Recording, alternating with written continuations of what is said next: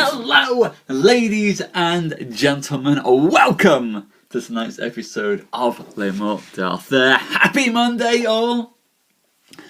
We are here and ready to begin with tales of Sir Tristram and his shameful banishment from the kingdom of Cornwall again. Although this time it might be official. So hello, good morning, good afternoon, everyone. Hello, Christopher. Hello, Julie. Hello, Carolina and Jenny, Kathy, Queen and Black Rabbit. Welcome, all of you. How are you all? How are your weekends? I hope you're well. Hello, Chris. Hello. Welcome. Hello, Black Rabbit. Welcome, everyone. Are we all in a good mood? Welcome. Yes, hello to everyone. That's right. Say hello to each other. That's what we like to see. Hello, Queen. How are you?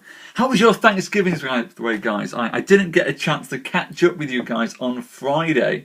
So, I know what that's like, Rabbit. We've had some weather issues over here, but they seem to be sorted now. Hello, Grace. Come in, Grace. We haven't started yet. But for those of you stateside, how was your Thanksgivings? I wasn't here on Friday, so I didn't get a chance to catch up with you guys. But I hope you all had a wonderful good time and ate lots and lots of good food. Because that's always good. I like holidays that involve heavy amounts of eating. In England, we should have more holidays that involve heavy amounts of eating. Lots of pie. Good. I like pie, Queen. I'm glad there was lots of pie.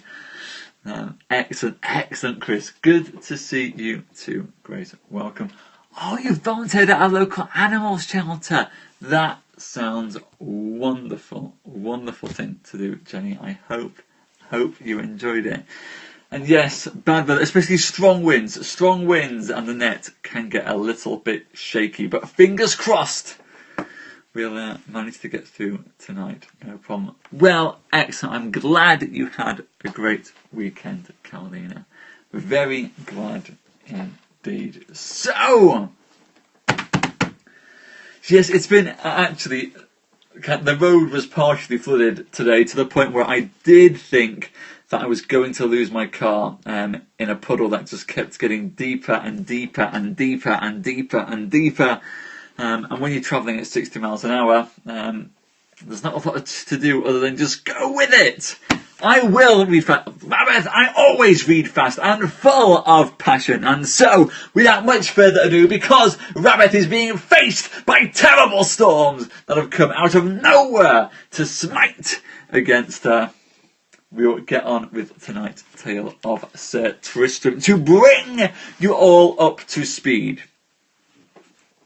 Sir Tristram, the second greatest knight in all the realm after Sir Lancelot, has been in love for many years with Queen Isolde of Cornwall, and she in love with him as well. And yet, when Tristram was found naked in the bed of Queen Isolde, he was forced to leave Cornwall for the land of Brittany. There, he married another Isolde of Brittany, realising only afterwards that he could not love another Isolde. He could only love Queen Isolde of Cornwall, and so he did not consummate his love of Queen Isolde of Brittany. Instead, he pined still for Isolde of Cornwall, and she of Cornwall sent letters of love to Tristram over in the land of Brittany, begging him to come to Cornwall in secret so that he might lie with her.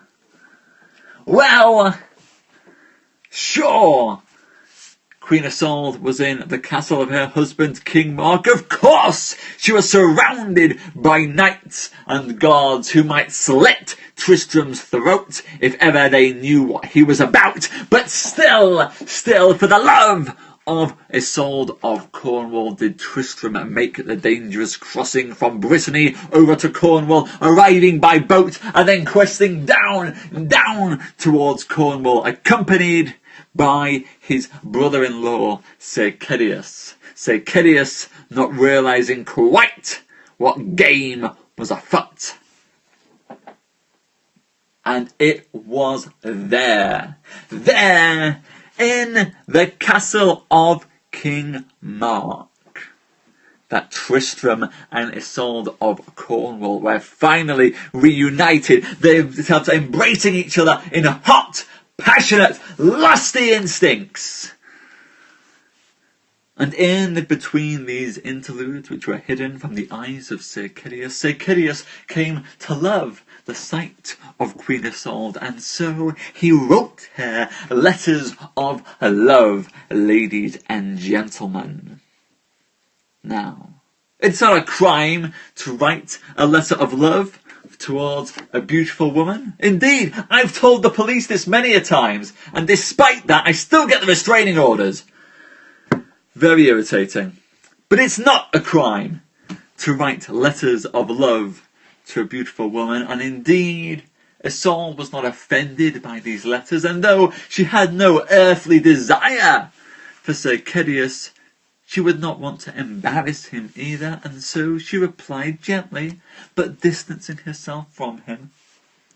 And then, when Sir Tristram discovered in Isolde's chamber one of those letters of love, mad, jealous fury overtook him, and instantly he thought that Queen Isolde had been unfaithful towards him.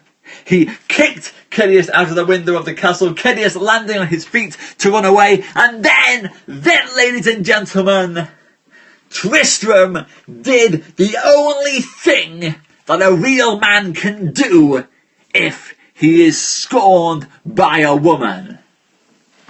Did Tristram spend the next 7 days down the pub drinking with his friends? No. Did Tristram sit around in his room listening to the medieval equivalent of Radiohead? No. No, what Tristram did is the one thing that a man can do. He stripped off all of his clothes and ran into the nearest forest so that he could run around naked for several months, being fed by shepherds. Because that's what real men do, ladies and gents. That's what makes Tristram a real knight. The code of chivalry explicitly states, when scorned by a woman, go and be naked for several months. And be fed by shepherds. It's important that the shepherds feed you, otherwise you can't go for a whole mad naked period. It just doesn't work. Anyway, at the end of this period, whilst Tristram was running around in the woods, he came across some knights who were messing around with those good shepherds who were feeding him, and so Tristram mightily took a sword from one of the knights, slew one of them, knocked another into the earth, and chased another one out of the woods. And so King Mark was made aware that a madman was running around naked in the woods. And of course, what did King Mark do? He assumed that the naked madman with the sword was another knight who'd also been driven mad by love. It seems that this is genuinely a serious complaint that medieval knights faced. When they were unsuccessful in love, they went naked into the woods. Personally, it makes me want to be unlucky in love right now, just so I can experience the thrill and find out just what shepherds happen to have for dinner. But eventually King Mark could abide having this naked man with a sword running around in his woods no longer. He set off into the woods to find out just what had caused all of this madness, and there he discovered Tristram naked, even though he did not know who that man was. And he brought this man back to the castle of Tintagel and nursed him back to health. And there it was that Queen Isolde at last recognised her lost lover. It was Sir Tristram, and as she confronted Sir Tristram, slowly Tristram's memories returned. Slowly he realised just who it was in front of him, and quickly then did he denounce his love for Isolde, believing his love for her to have caused him nothing but grief. Ladies and gentlemen, welcome. Thank you. Do you know what, Black Rabbit? The summaries are my favourite part of the show, to be honest. It all goes downhill from here. No, and if you get smiting, it comes back up. But after the smiting, this is my favourite thing. Well, I think that these days Isolde would only recognise Tristram outside of his clothes. Anyway, let's get into tonight's show, ladies and gentlemen, and meet up with that knavish knight Sir Tristram in the castle of King Mark. Then, scorned by Tristram, the queen departed. But the hunting dog that he once gave her as a gift, and that had first recognised Tristram, stayed. And after a while came King Mark, and the hunting dog set upon him and bayed at them all. And then Sir Andred spoke, and he said, "No, sir, this is Sir Tristram. I can tell by the way the hunting dog stays by him, for he gave this as a gift." "No," said the king, "I can't suppose that." Then the king asked the man upon his faith who he was and what was his name. "So God help me," he said, "my name is Sir Tristram de Lyon. Now, do with me what you will." "Ah," said King Mark, "now I regret that ever I let you recover." And then he let call his barons to judge Sir Tristram to the death. However, many of his barons would not assent to this, especially Sir Dina the Seneschal and Sir Fergus. And so, by the advice of them all, Sir Tristram was banished out of the country of Cornwall for 10 years, and thereupon he took his oath upon a book before the king and his barons, and so he was made to depart out of the country of Cornwall. And there were many barons who brought him to his ship, some of the which were his friends, and some his foes. And meanwhile there came a knight of King Arthur's. His name was Sir Dinadan, and his coming was to seek after Sir Tristram. And those barons showed Dinadan where he was armed and at all points going to his ship. "Now, fair knight," said Sir Dinadan, "before you leave this course, you must joust with me, of that I demand." "Very well, with good will," said Sir Tristram, "if these lords will give me leave to do so." Then the barons granted Tristram his wish, and the two knights set apart from each other, and then ran together, and there did Sir Tristram give Sir Dinadan a great fall. And then he prayed Sir Tristram to give him leave to go into his fellowship. "Very well, you shall be welcome in my fellowship," said Sir Tristram. And so the men took their horses and rode to their ships together. And when Sir Tristram was in the sea, he said, "Great well, King Mark, and all my enemies, and say to them that I will come again when I may, and well am I rewarded for the fighting with Sir Marhaus that delivered this country from its servitude to Ireland, and well am I rewarded for the fetching and costs of Queen Isolde out of Ireland, and the danger that I was in first and last by the way coming home, and what danger I had to bring Queen Isolde from the Castle Pleur. And well am I rewarded when I fought with Sir Blobris for Sir Sigrad's wife, and well am I rewarded when I fought with Sir Blamor de Gany for King Anguish, father unto Queen Isolde. Well am I rewarded when I smote down the good knight Sir Lamorak de Galy at King Mark's request. Well am I rewarded when I fought with the king and the 100 knights and the king of Northgaly, and both these would have put his land in servitude, and by me were they put to rebuke. And well am I rewarded for the slaying of Taurus, the mighty giant, and many other deeds have I done for him, and now I have my warison. Tell King Mark that many noble knights of the Table Round have spared the barons of this country for my sake.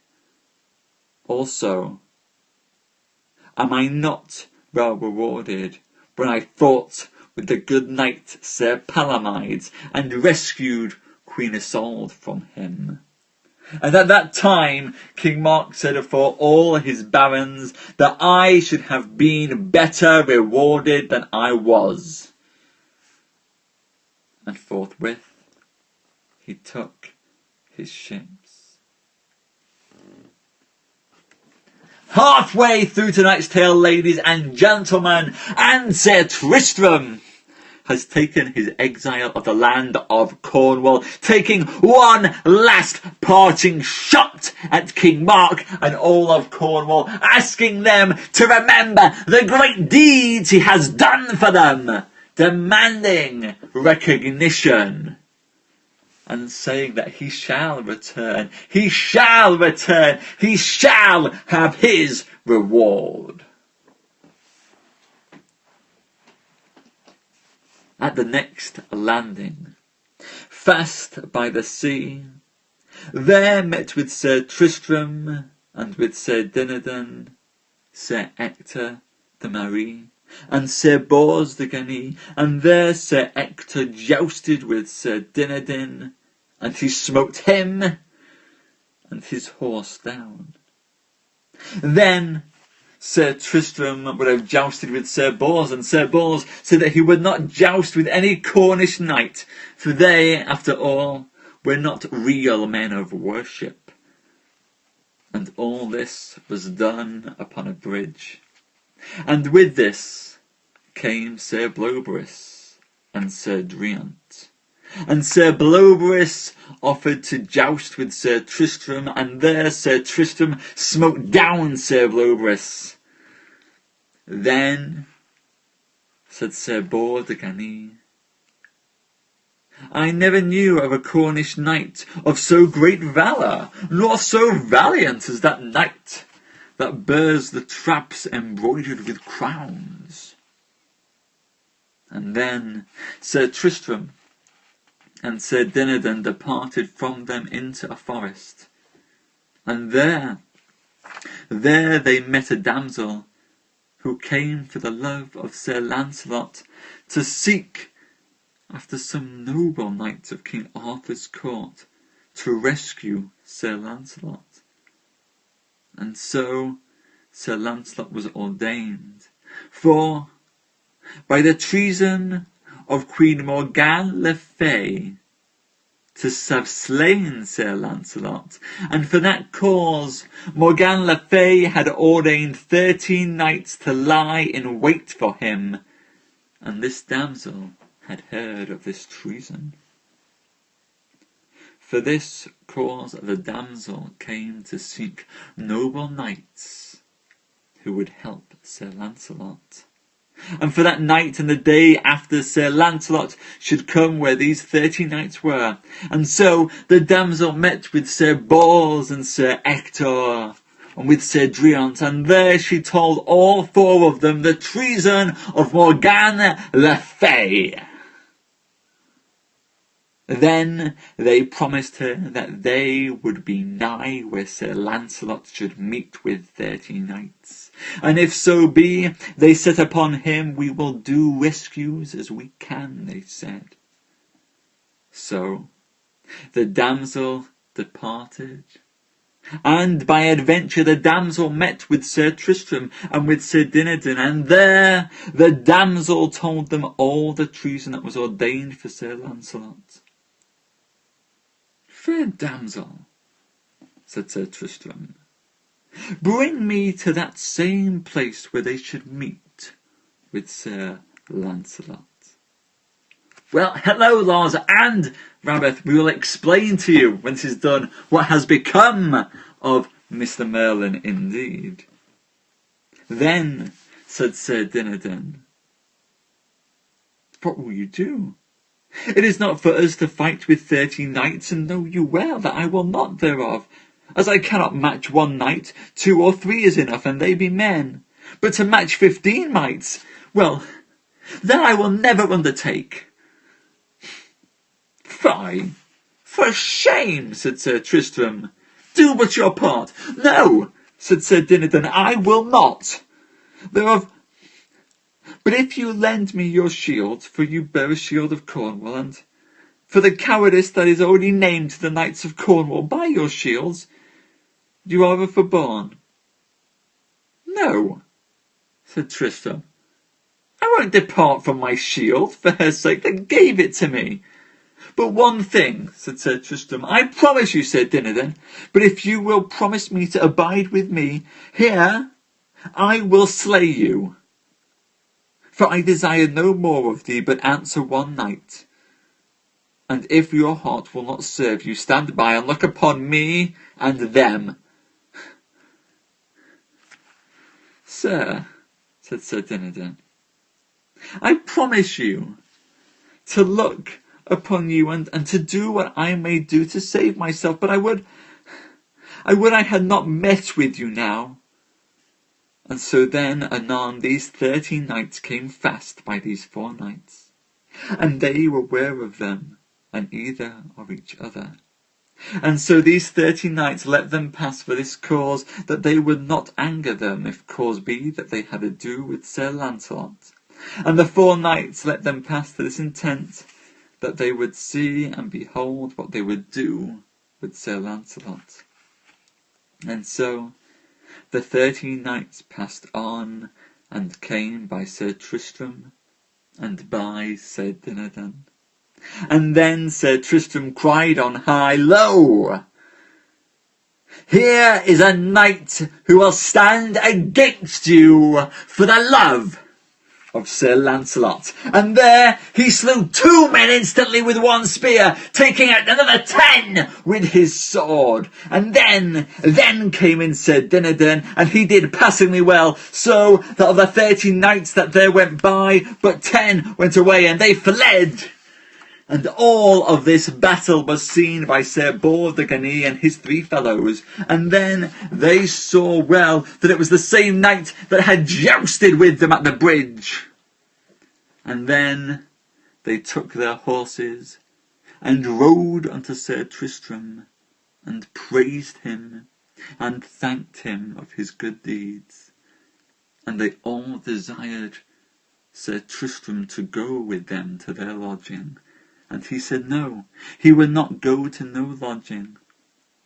Then they all 4 knights prayed him to tell them his name. Fair lord, said Sir Tristram, as at this time I will not tell you my name. And we end tonight's tale there. Sir Tristram, exiled from the court of Cornwall, and adventuring through the land of England. Plots are afoot, hatched by that evil witch Morgane le Fay, to bring about the death of Sir Lancelot. Tristram's already foiled 1 of them. How many more shall we come across? I cannot wait. Thank you so much for coming tonight, guys. I'm glad.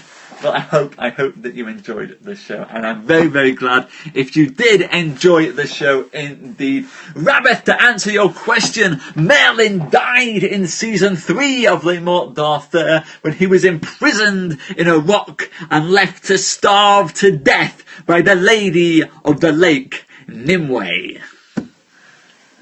which is hardly a nice thing to do. The two of them are getting along so well, and then Nimue decided to go and kill Merlin. So hey ho! Thank you so much for coming tonight. It changes in different tales. I have read it as a tree. I have read it as a rock. I have read it as a cave. Les Morte d'Arthur does it as a rock. Yes, it's a rock. I've even got a picture of it. Rabbit, if you bear with me a second. Where are we? Where is the death of Merlin? The death of Merlin was a fab. Here we go. Oh, sorry, it's season 4. Here we go. Merlin and Nimue. And that's the rock that she imprisons Merlin under. But yes, that's good old Merlin. Merlin has gone away. Sad times, ladies and gents. And for those of you, by the way, who have joined us midway through the tellings of Les Morte d'Arthur, this weekend on Sunday, I went and uploaded about 40 episodes onto my website, SimonTellsTales.com. So if you want to go back and watch season 6 or season 7, season 6 and season 7 of season 6 and 7 are on there. Season 6 and season 7 complete are now on the website. So if you wanted to go and catch up on any of the old shows, do go. Excellent rabbit. I'm glad. RPing is fun. I highly recommend it. Thank you, Candyman. Thank you. Anyway, thank you, Jenny. I will look forward to when she gets her, Jenny. And hello, Susan. Hello. Thank you so much for coming tonight, guys. It's been great to see at the start to the week. Coming up in a few minutes on Poetry Live, I'll be sharing some poetry with you all. Tonight, we are doing Robert Howard for Queen. And I will go and pad it out with some Tolkien as well, as the world is a bit short of Robert Howard poems. So Robert Howard to give you some good old-fashioned Conan, and then we will go and get into some Tolkien as well. So please join me for that in a couple of minutes' time. It will be jolly good fun. Big thanks to Julie and Christopher, Carolina, Jenny, Kathy, Queen, Black Rabbit, Jay, Aggie, Lars, Espera, Susan and Danny popping in there. Thank you so much for coming, guys. I hope you enjoyed tonight's show. I really enjoyed it. If you came late, watch the replay just for the opening. I highly recommend the opening of tonight's show. I think it was something special. I think it was probably one of the best openings we've done in a while. So do watch that and join me in a couple of minutes as we go and do some Robert Howard and Tolkien for Poetry Live. Thank you so much, guys. I will see you very, very shortly. Bye-bye.